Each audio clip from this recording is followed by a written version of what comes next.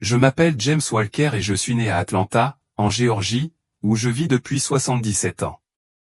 Au fil de ces années d'expérience, j'ai pris conscience d'une chose sur moi-même, un péché dont je n'avais même pas conscience, un péché qui pourrait bien conduire à la damnation et qui pourrait vous mettre sur le même chemin si vous ne faites pas attention. Je vous demande d'écouter attentivement mon histoire, car elle contient une leçon importante, une leçon que j'ai mis longtemps à comprendre. Quand j'avais à peine 14 ans, je me suis rendu au magasin du coin pour acheter une bouteille de soda. Alors que je m'approchais du comptoir, la femme blanche derrière le comptoir m'a lancé un regard qui était plus qu'un simple geste passager. À ce moment-là, j'ai senti que quelque chose n'allait vraiment pas. Même le plus petit des regards peut porter un poids, un jugement, surtout quand on est si jeune et qu'on essaie encore de donner un sens au monde. Quelques instants après ce regard, un policier est entré dans le magasin, m'a attrapé le bras avec force et m'a plaqué contre le mur. « Tu as volé quelque chose ? Vide tes poches », a-t-il exigé d'une voix dure et autoritaire. Mon cœur battait fort dans ma poitrine tandis que je restais là, les mains tremblantes. Tout ce que j'avais dans mes poches, c'était le soda que je venais d'acheter, mais je savais qu'il valait mieux ne pas essayer d'expliquer. Les actions de l'agent en disaient plus long que tous les mots que j'aurais pu prononcer. Ce moment où l'humiliation, la douleur et la profonde injustice qui en résultait s'est gravé dans ma mémoire comme rien d'autre n'aurait pu le faire. Ce jour-là, une promesse s'est formée en moi, un vœu que je ne me laisserai plus jamais traiter avec une telle cruauté. Ce n'était pas seulement la douleur physique qui persistait, mais la blessure émotionnelle, une graine de colère qui a grandi au fil des ans.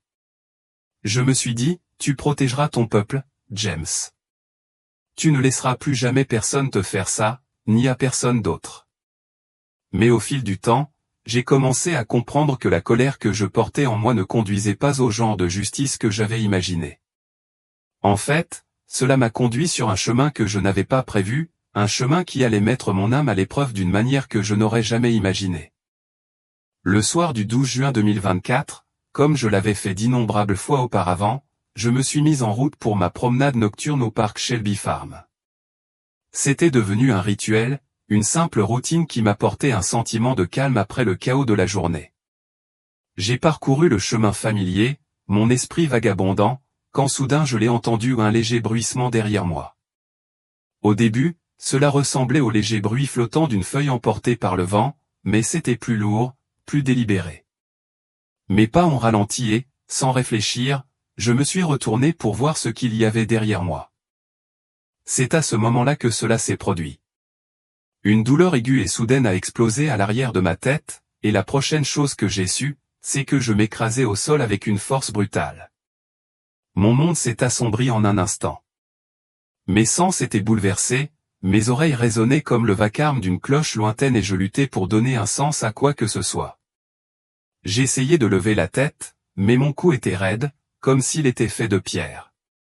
Mes paupières devinrent incroyablement lourdes et bientôt, tout autour de moi se fondit dans une obscurité dévorante.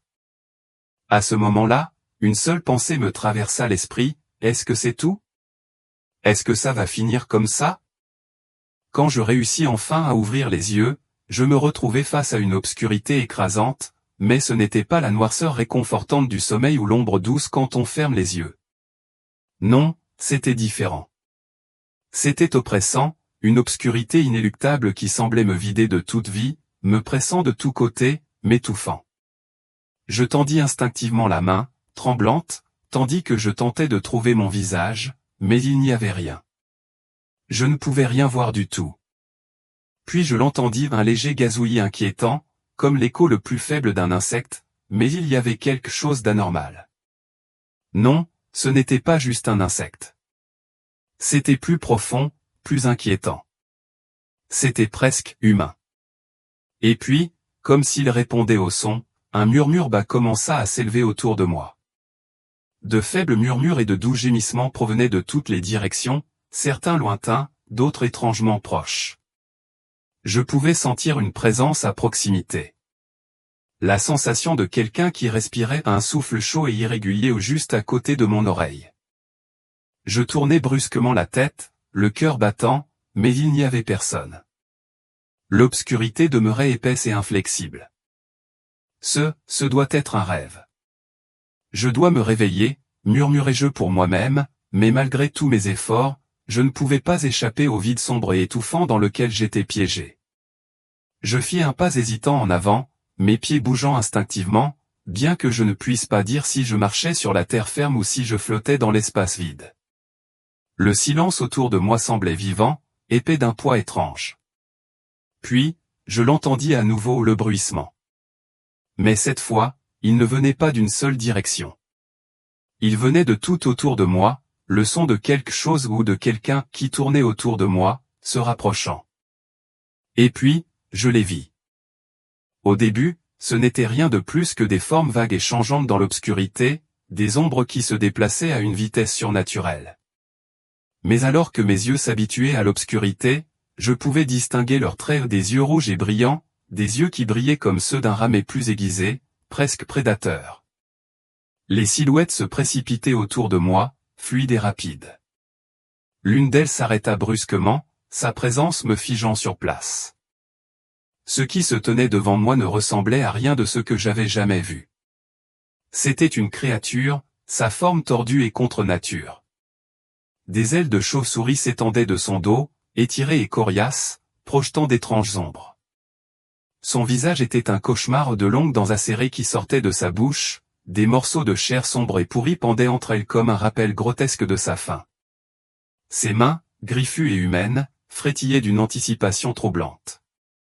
Mais la caractéristique la plus horrible de toutes était ses oreilles où une oreille était grotesquement déchirée, l'autre anormalement grande, comme quelque chose sorti d'un conte de fées tordu.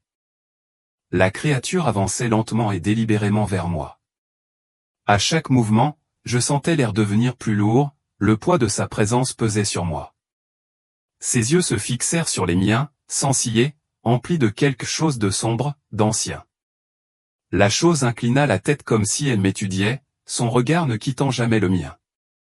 Mon cœur battait fort dans ma poitrine, mais je ne pouvais pas bouger. Mes jambes étaient gelées, comme liées par des chaînes invisibles. J'étais piégé, paralysé par son regard, incapable de détourner le regard. Ce doit être un cauchemar, murmurai-je, la voix tremblante, mais au fond de moi, je savais que ce n'était pas juste un mauvais rêve. C'était quelque chose de bien pire. Éloigne-toi de moi, hurlai-je, ma voix tremblant de terreur, mais la créature ne répondit que par un large sourire grotesque. Puis, sans prévenir, elle poussa un cri strident, à glacer le sang, qui résonna dans mon crâne, faisant vibrer chaque nerf de mon corps. Le son s'enfonça profondément dans mon esprit, un écho déchiqueté qui refusait de s'estomper. Je me bouchais les oreilles, mais le bruit continuait, perçant et incessant.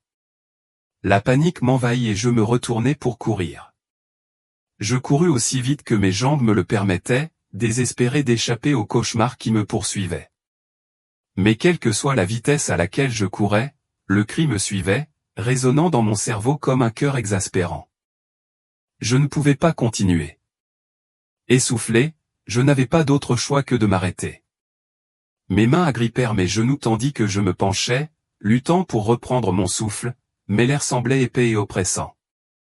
Et puis, je m'en rendis compte, l'air était devenu insupportablement chaud.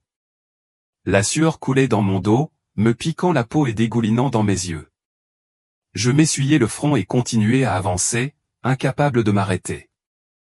Le sol sous mes pieds, qui avait autrefois semblé être de la terre, brûlait maintenant comme s'il était fait de métal en fusion. La plante de mes pieds se boursouflait à chaque pas, la douleur me brûlant, mais je ne pouvais pas m'arrêter. Je devais continuer. Devant moi, j'ai vu quelque chose, une masse de corps, un tas de gens qui se tordaient. Je n'étais plus dans un endroit reconnaissable. Le paysage autour de moi avait changé. Je me trouvais maintenant dans ce qui ressemblait à une décharge cauchemardesque, un terrain vague et désolé de livres en feu, de bouteilles en verre brisées, de débris de métal rouillé et de nourriture pourrie. L'air était lourd de puanteur, de pourriture et de fumée. Mais le spectacle le plus obsédant était celui des gens, nus, leurs corps brûlés et cloqués, se déplaçant sur le sol dans une danse d'agonie horrible et sans fin. Certains d'entre eux rampaient sur le ventre comme des animaux, tandis que d'autres étaient effondrés dans des prières tordues et désespérées, leur corps déformé par la douleur. je les ai traversés, ressentant un sentiment de détachement engourdi, comme si je n'étais plus complètement connecté à la réalité. Chaque pas semblait plus lourd, comme si je m'enfonçais plus profondément dans cet endroit infernal. Après ce qui m'a semblé être une éternité de marche, je suis tombé sur un ruisseau. Mais ce n'était pas un ruisseau ordinaire. L'eau qui coulait était verte, bouillonnant violemment comme si elle était vivante, et la surface écumait de bulles étranges et épaisses qui éclataient avec une odeur âcre. Elle me brûlait les narines, m'étouffait avec sa puanteur acide. Je m'arrêtai au bord, le regard incrédule. Il y avait des gens dans l'eau s'agitant, criant, les bras tendus dans des appels désespérés à l'aide. Mais ce n'était pas de l'eau, c'était un acide visqueux et toxique. J'ai regardé avec horreur leur peau fondre lentement, s'égouttant dans le liquide caustique, leur corps se désintégrant sous mes yeux. Leurs cris se sont transformés en gargouillis tandis que leur visage fondait, ne laissant que des orbites creuses là où il y avait autrefois eu de la vie. L'horreur était si accablante que je pouvais à peine détacher mes yeux, mais je ne pouvais pas non plus détourner le regard. C'était une scène de pur tourment, un cycle sans fin de souffrance que je pouvais ressentir au plus profond de mes os. À ce moment-là, je me suis effondré à genoux, les mains sur la tête comme si je pouvais en quelque sorte arrêter les horreurs qui se déroulaient autour de moi. Non, ce n'est pas possible. Ce n'est pas réel. Ce n'est qu'un cauchemar. Mon Dieu, s'il te plaît, je dois me réveiller. Je dois me réveiller, ai-je supplié, ma voix tremblante de peur. Puis je l'ai entendue une voix de femme, douce mais lourde de chagrin. Je me suis tourné vers le son et je l'ai vue au bord de la rivière, le visage caché dans ses mains alors qu'elle pleurait. Le désespoir m'a envahi. J'ai couru vers elle, déterminé à l'aider. Je vais te sortir d'ici, ai-je crié, ma voix rauque d'urgence. Mais quand elle a relevé la tête et m'a regardé, je me suis figé. Ses yeux, il n'y avait pas d'yeux. Juste des orbites vides et creuses, me regardant droit à travers. Sa voix, calme et brisée, résonnait dans mon esprit. Personne ne sort. Personne ne sort. Une peur glaciale et paralysante me parcourut le dos et s'installa au plus profond de mes os. Cet endroit auquel était-il? Était-ce l'enfer? Il fallait que ce soit ça. L'agonie, la souffrance, le sentiment de désespoir absolu, c'était quelque chose qui dépassait tout ce que j'avais pu imaginer. Et pourtant, une partie de moi refusait toujours d'y croire. Je restais là, à regarder la rivière, mon esprit luttant pour donner un sens à tout cela. Puis, quelque chose attira mon attention, quelque chose qui n'aurait pas dû être possible.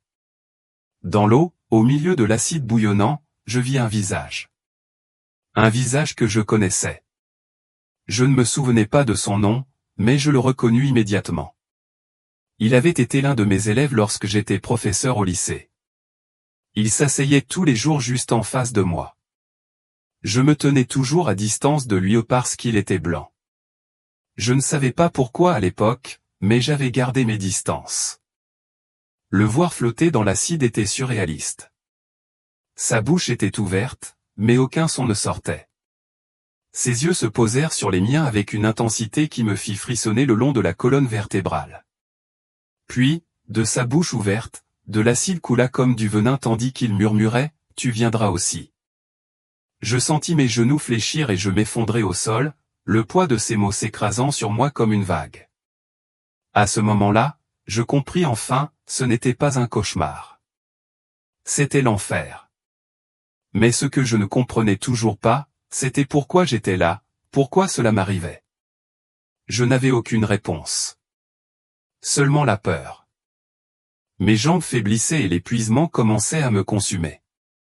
Mon cœur battait fort contre mes côtes et chaque respiration semblait être la dernière. L'air était suffocant, la chaleur montait par vagues, mais ce n'était pas seulement la température, c'était autre chose, quelque chose de plus profond. J'avais l'impression que la chaleur s'infiltrait sous ma peau, me brûlant de l'intérieur. Chaque respiration me brûlait les poumons et je ne pouvais pas y échapper. J'avais envie de faire demi-tour, de courir dans n'importe quelle direction pour fuir ce cauchemar, mais je n'avais aucune idée d'où je venais.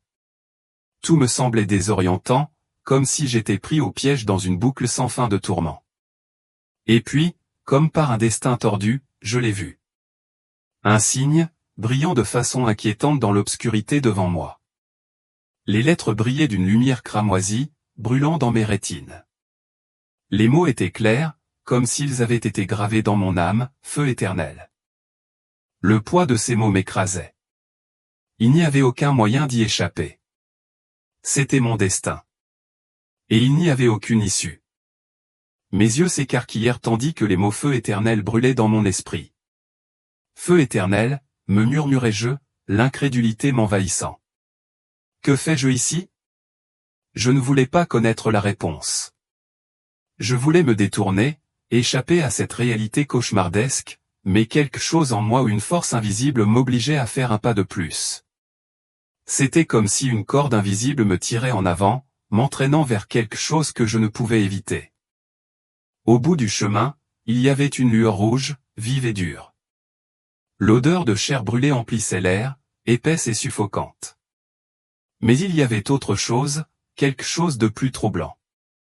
Une étrange odeur de parfum, un mélange de parfum sucré et de brûlure âcre du charbon, flottait autour de moi. Cela me retournait l'estomac, une combinaison nauséabonde qui semblait ramper dans mes poumons, faisant que chaque respiration était comme du poison. Je me dirigeais vers la lueur, incapable de résister. En m'approchant, la source de la lumière devint claire, une scène. Une vraie scène, avec des lumières aveuglantes, des machines à brouillard et une foule frénétique et hurlante. Mais ce n'étaient pas des cris de joie ou d'excitation. Non, c'étaient des cris de pure agonie, stridents et interminables. Le son faisait trembler mes os, chaque cri étant un témoignage impie de la douleur qui remplissait cet endroit. Et puis je l'ai vu. Une silhouette dansait au centre de la scène. Au début, je pensais que ce n'était qu'une ombre, une silhouette déformée perdue dans la brume de lumière. Mais en me concentrant, j'ai réalisé avec un sursaut essayant de qui il s'agissait. Je me suis figé. Est-ce Michael Jackson? Je me suis frotté les yeux, désespéré de dissiper le brouillard de confusion, mais quand je les ai rouverts, rien n'avait changé. Il était là, indubitable Michael Jackson. Il exécutait son célèbre moonwalk, glissant sur la scène avec sa douceur caractéristique. Mais quelque chose n'allait pas du tout. Ses jambes non, ses os étaient visibles sous la peau, tordus et grotesques. La vue de son corps squelettique exécutant ses mouvements fluides était nauséabonde, une moquerie surréaliste et dérangeante de sa danse autrefois gracieuse. Et étrangement, à ce moment-là, je n'étais même pas surpris. C'était comme si l'horreur grotesque de cet endroit m'avait privé de la capacité à ressentir un choc. Je continuais d'avancer, mais pas lent et instable. Et puis, juste au moment où mon esprit commençait à absorber ce que je voyais, quelque chose d'autre attira mon attention. Un autre panneau. Celui-ci était placé près de la scène, sa lueur cramoisie presque écrasante. L'inscription sous le panneau me fit froid dans le dos, propriétaire d'esclaves. Une boule se forma dans ma gorge et je sentis une sensation de terreur envahir mon estomac. Que se passait-il? Quel genre d'endroit était-ce? Je pouvais à peine me résoudre à faire un pas de plus, mais l'attraction de la force invisible était implacable. Alors que je m'approchais, les sons me parvinrent, le cliquetis des chaînes, le frottement d'un objet lourd sur la terre. Et puis, un cri. Pas n'importe quel cri, mais un cri rauque, guttural et humide, comme s'il était arraché du plus profond de l'âme. Je ralentis le pas, hésitant à avancer, mais je ne pouvais pas m'arrêter. Ce que je vis ensuite me retourna l'estomac, l'horreur était trop difficile à supporter. Là, dans l'ombre près de la scène, se trouvaient des hommes, enchaînés, leur corps pâle et émacié. Leurs bras et leurs jambes étaient liés par d'épaisses chaînes qui s'enfonçaient dans leur chair, leur corps marqué de blessures noires et brûlantes. Certains d'entre eux gisaient à plat ventre, se traînant dans la poussière, le dos marqué de profondes entailles ouvertes d'où suintait un sang épais et sombre. L'air autour d'eux était lourd d'une odeur de mort, leur souffrance palpable. Ce n'étaient pas seulement des hommes, c'étaient des esprits brisés, prisonniers d'un cycle sans fin de tourments, leurs corps et leurs âmes ravagés par des forces incompréhensibles. Et tandis que je me tenais là, figé sur place, je ne pouvais m'empêcher de me demander si ce n'était que le début, si quelque chose d'encore plus sombre n'attendait pas. L'un des hommes avait un liquide noir et visqueux qui suintait d'une blessure à l'épaule, une vision grotesque qui me retourna l'estomac.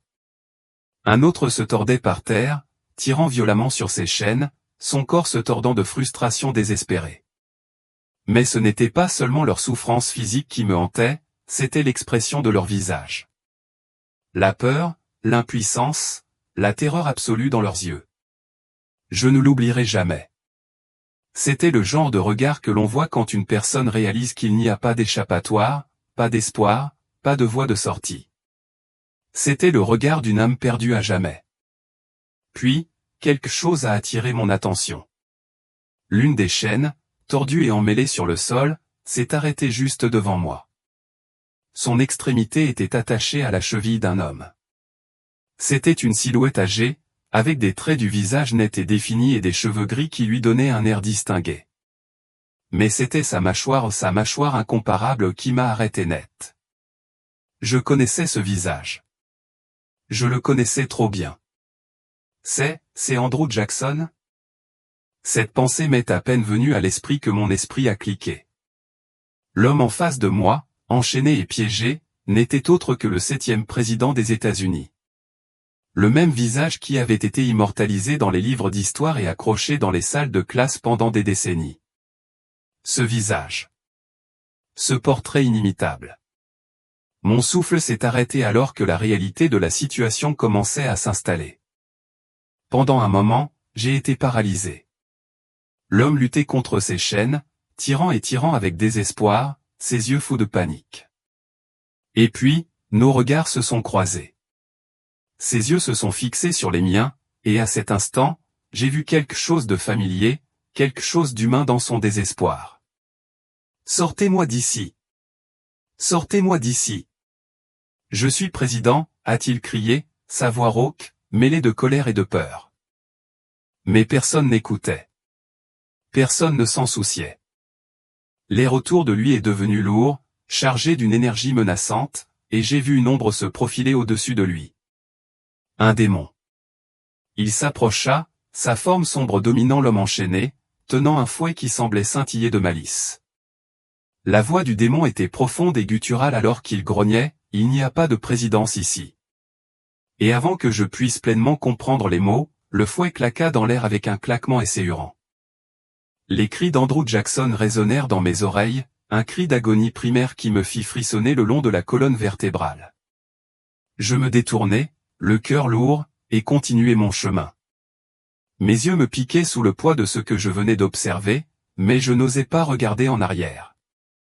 Quelque chose en moi s'est brisé à ce moment-là, une fissure déchiquetée dans les fondations de tout ce que j'avais connu. Pendant une seconde fugace, une pensée me traversa l'esprit, c'est bien. C'est ce qu'il mérite. Mais je ne pouvais pas me résoudre à le dire à voix haute.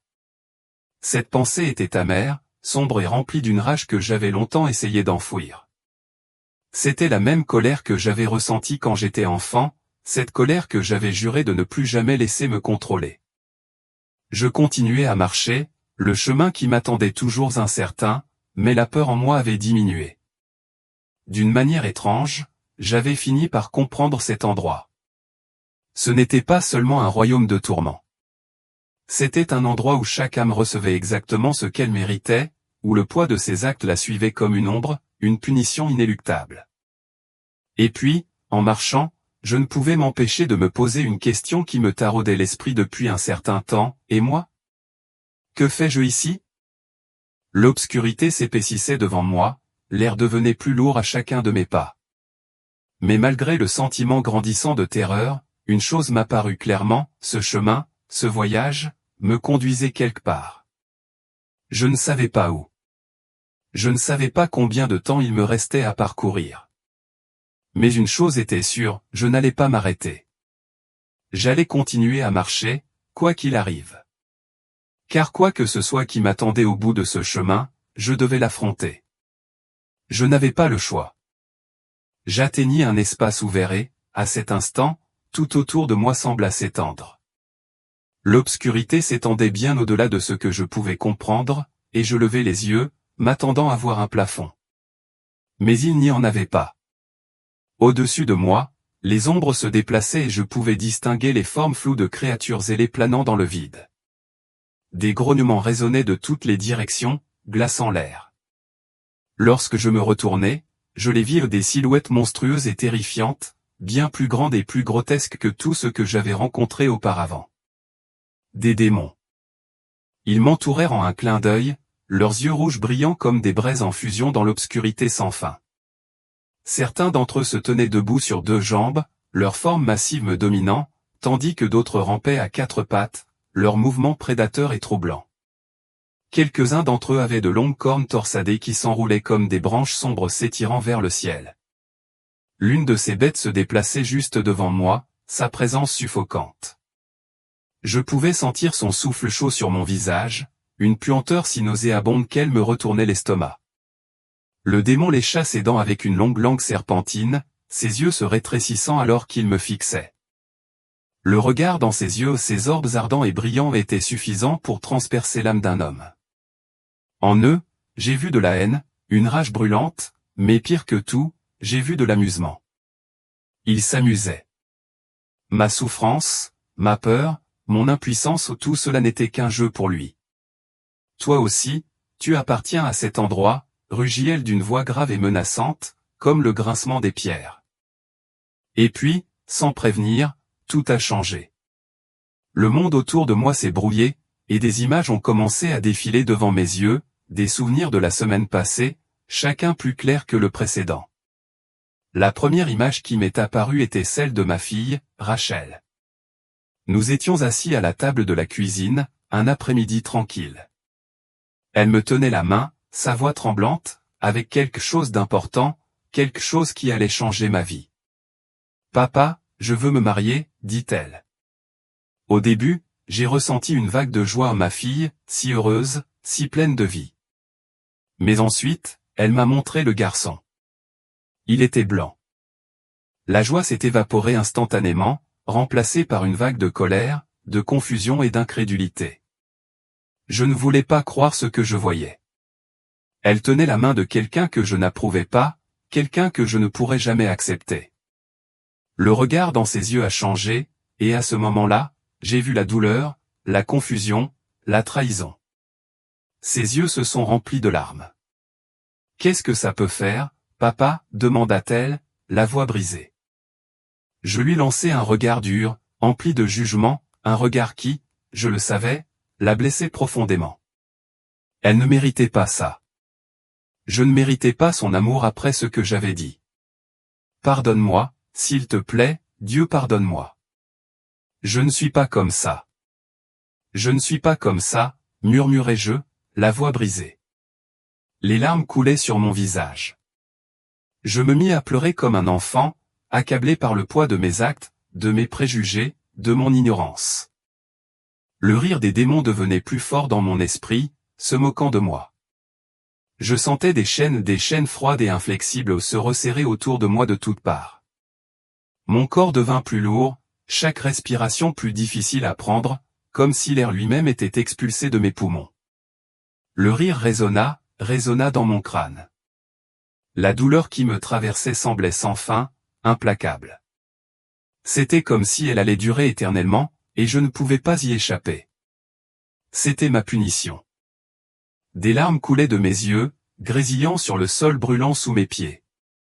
J'appuyais mon front contre la terre, incapable de me lever, incapable de m'échapper. S'il te plaît, c'était une erreur. Je ne le pensais pas. Je ne voulais pas être comme ça, ai-je supplié, ma voix n'étant plus qu'un murmure entrecoupé. Mon Dieu, si tu peux m'entendre, s'il te plaît, sors-moi d'ici. S'il te plaît. Les chaînes se resserrèrent davantage. La douleur s'intensifia.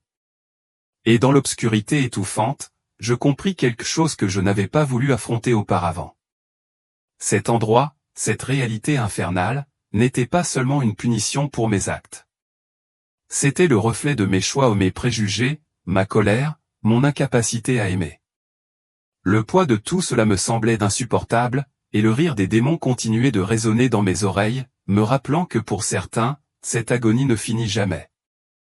À ce moment-là, tout autour de moi s'arrêta brusquement. Le rire dur des démons, le cliquetis des chaînes, le poids étouffant de l'obscurité où tout tomba dans un silence inquiétant. Au début, le silence était troublant. Mais ensuite, quelque chose changea. Je l'entendis. Ce son. Un son si pur, si rempli de vérité, qu'il frappa profondément le cœur de mon être. C'était le son de l'espoir, de la compassion, de quelque chose de bien plus grand que moi-même. Les larmes coulaient de mes yeux sans prévenir, inondant mon visage lorsque je reconnus la vérité dans ce son. Il portait toutes les vérités que j'avais jamais connues dans ma vie, des vérités que je m'étais cachées pendant si longtemps. Je relevai lentement la tête, tremblante, et à travers la faible lumière devant moi, je le vis. Il y avait une silhouette qui marchait vers moi, se déplaçant avec une grâce si douce. Même à travers le flou de mes larmes, je pouvais clairement distinguer sa silhouette, vêtue de blanc, les bras grands ouverts comme pour m'embrasser. Sa présence était écrasante, mais pas d'une manière qui instillait la peur. Non, sa présence était celle de la paix, d'une paix absolue, inébranlable. Son visage irradiait une chaleur qui rendait chaque once de douleur que j'avais jamais ressentie insignifiante. En le regardant dans les yeux, je me sentais comme si j'étais un enfant regardant ma mère, en sécurité et aimé. « Qui es-tu » demandai-je, même si au fond de moi, je connaissais déjà la réponse. Je pouvais la sentir au plus profond de mon cœur. C'était lui. Jésus. Je le savais avant même que mon esprit puisse pleinement en comprendre la réalité.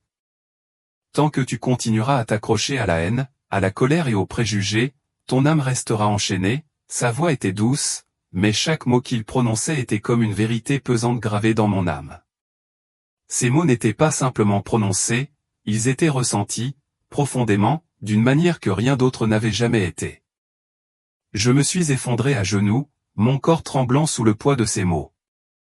Je me défendais juste. Je ne savais pas. Je ne savais pas, ai-je plaidé, la voix brisée, désespérée de pardon, désespérée de compréhension.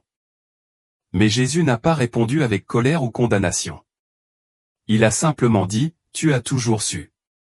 Tu as ignoré tous les signes qui t'ont été montrés. Tu as pris ta colère pour la justice. Tu as pris tes préjugés pour de la protection. » Le poids de ces mots a brisé mon cœur. J'avais été aveugle à mes propres fautes, convaincu que mes actions étaient justifiées, que ma haine et mes préjugés étaient en quelque sorte justes. Mais maintenant, en présence de sa grâce, je vis tout clairement. Je tombais en avant, le visage pressé contre le sol, incapable de supporter le poids de cette prise de conscience. Les vannes de la mémoire se sont ouvertes et j'ai revu chaque instant, chaque choix qui m'avait conduit à ce point. L'élève sur qui j'avais crié en classe, les mots durs que j'avais prononcés sans réfléchir. Le moment où ma fille était venue vers moi, vulnérable et pleine d'espoir, et où, au lieu de l'embrasser, je l'avais jugée. La distance froide que j'avais gardée avec mes élèves blancs, les suppositions que j'avais faites sans jamais vraiment les comprendre. Chacun de ces moments était une chaîne que j'avais forgée moi-même, un maillon à la fois.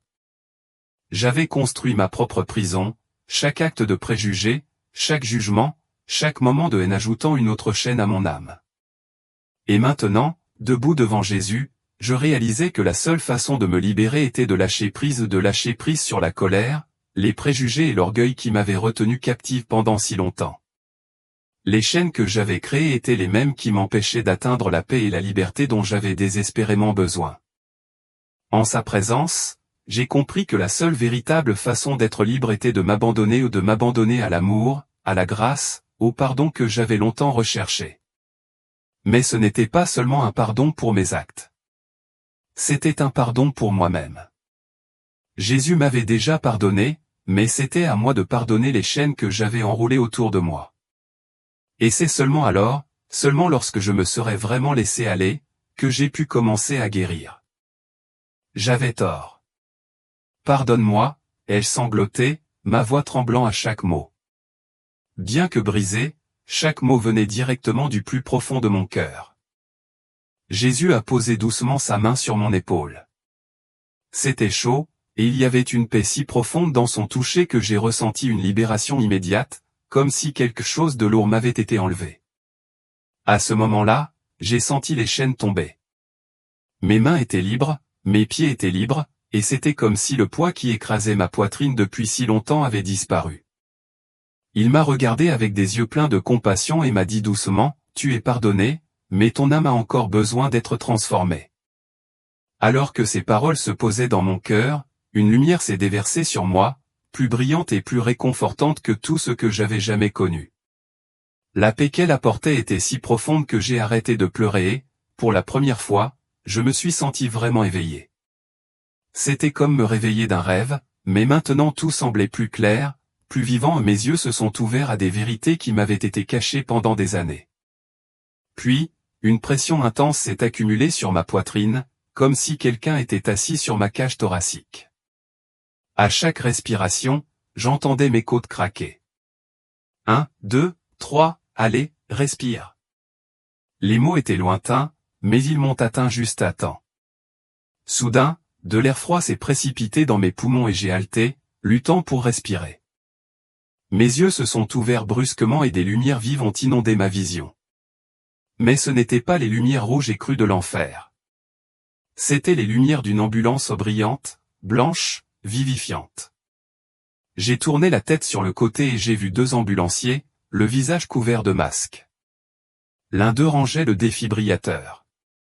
Nous l'avons récupéré, l'ai-je entendu dire. Ces mots résonnaient dans mes oreilles, nous l'avons récupéré. J'étais de retour. J'étais toujours en vie. En regardant le plafond de l'ambulance, je ne pouvais m'empêcher de penser à tout ce que j'avais vu. J'avais l'impression de rêver, mais le froid des chaînes persistait sur mes mains. Chaque nuit, je voyais les images dans mon esprit, le prêtre, les âmes enchaînées et les cris provenant de cette horrible rivière de l'enfer. J'ai alors compris, ce n'était pas un rêve. C'était un réveil. Un moment de vérité qui m'avait ouvert les yeux sur une réalité que je ne pouvais plus ignorer. Un jour, peu de temps après, ma fille Rachel entra dans la pièce. Elle n'était pas seule. Ce jeune homme l'homme blanc était avec elle. Je ne me souvenais pas de son nom, mais c'était uniquement parce que je n'avais jamais essayé de le retenir. Je l'avais toujours vu comme un étranger, quelqu'un qui n'appartenait pas à mon monde. Mais maintenant, en le regardant tenir la main de ma fille, je le voyais d'une manière que je n'avais jamais vue auparavant. Il l'aimait sans peur, et le bonheur dans les yeux de Rachel était si clair que j'en avais la gorge serrée d'émotion.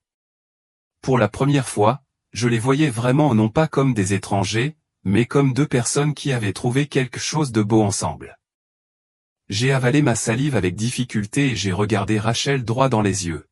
« Rachel, ai-je dit, la voix tremblante, s'il te rend heureuse, alors il fait aussi partie de ma famille. » Ces mots me pesaient lourd dans la poitrine, mais en les prononçant, j'avais l'impression de briser une chaîne qui me retenait prisonnière depuis des décennies. Les yeux de Rachel se remplirent de larmes et l'homme à côté d'elle posa sa main sur sa poitrine et inclina la tête en signe de gratitude. Mais à ce moment-là, mes yeux ne quittèrent jamais ceux de Rachel. Dans mes yeux, je voyais la petite fille qu'elle était autrefois. Et dans ce regard, je compris que je la libérais enfin. Je me libérais aussi. Les chaînes de haine, de colère et de préjugés qui nous avaient tous 2 retenus captifs pendant si longtemps étaient enfin brisés. À partir de ce jour, je me suis consacré à l'Église et à suivre Jésus. Ma vie a pris un nouveau sens, un sens rempli d'amour, de paix et de rédemption. Merci d'avoir écouté mon histoire. Que Dieu vous protège tous et que sa grâce vous guide sur votre chemin.